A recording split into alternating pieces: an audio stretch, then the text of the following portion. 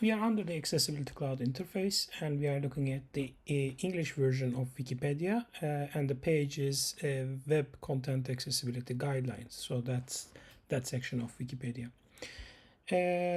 This is the site dashboard, and as you can see, in every single page that is added to Accessibility Cloud, there's a widget that says a manual test is required to display any kind of compliance information. So these are errors that has been found in the past, and then over time monitoring results that determine non-compliancy. But in order to talk about accessibility compliancy, we need to talk about manual tests first. So we go to the manual tests menu. In here, there is basically two ways to start a new manual test. One, you can start from scratch, and the second, you can start from findings. So findings is another menu item. It's a concept that you can think of like an accessibility bug. You can create a bug, you can describe it in your words, own words, you can take a screenshot, and you can even write a solution suggestion. All of those will be imported into your audit if you choose this button. And there's also the possibility of choosing problems and their solution suggestions from snippets.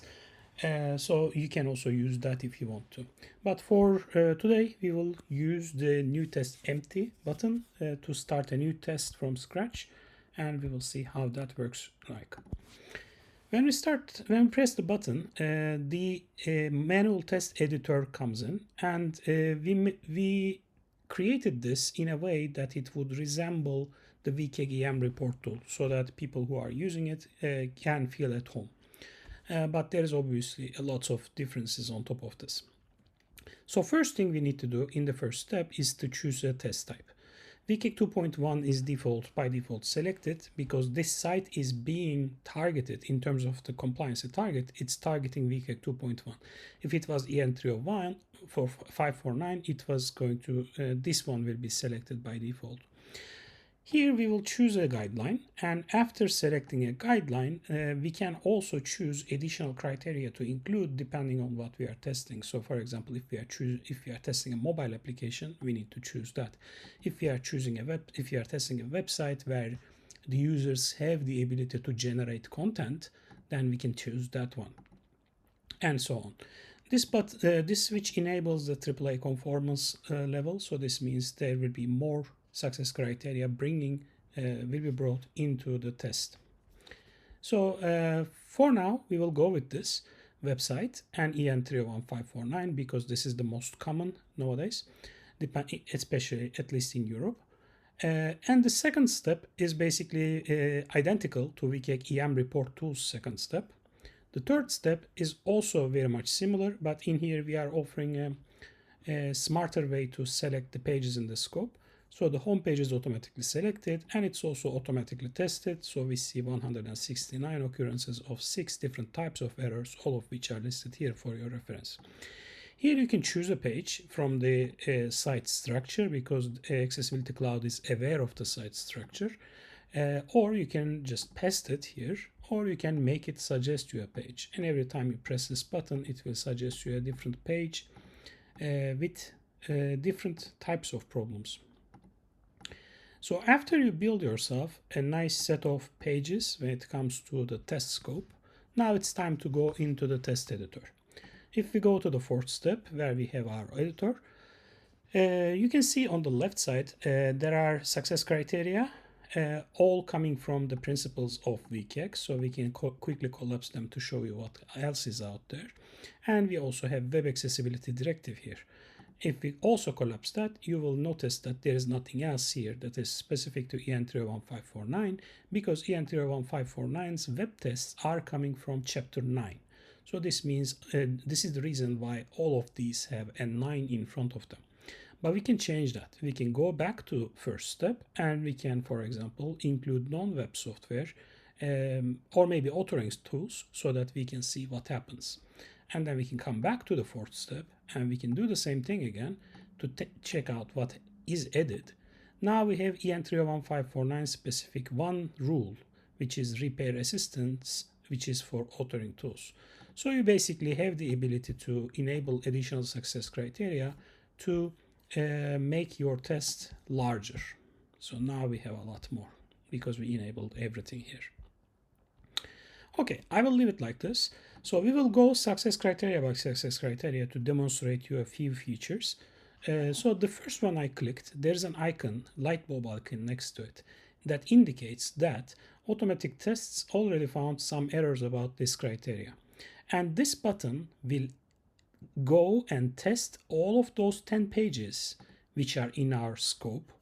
And if it finds any errors that's going to violate 91111, 9111, yes, and it will add all of the findings and it will select the correct pages and it will fill this section of the test for us automatically.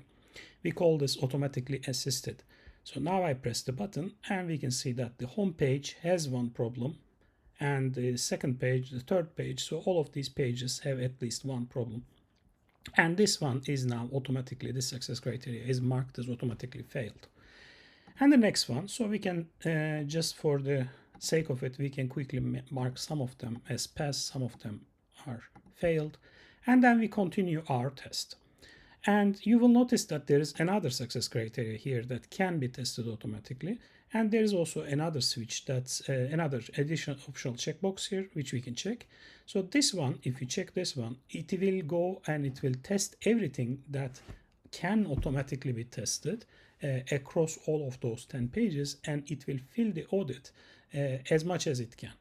And you will have the ability to review all of the findings. So for example, I press that button, now it marked 131 as failed, and if you scroll down you can see that there are more success criterion here that's marked as failed. So let's say that I don't want to fail this is a false positive, and in that case I can get rid of this finding and I can make the entire test passed. And in here you can also take notes. So for example, I marked this as passed because, and if you have a concern here, you can display that in detail. And this area basically supports Markdown, and you can write any Markdown formatting.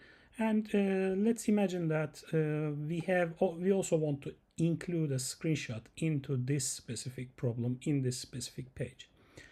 And if we click this area, and I will take a screenshot from my other monitor, and that screenshot will look like this. It's coming from something totally irrelevant and unrelated, but it will look like this. And you can also add an alt attribute to this, of course, you need to.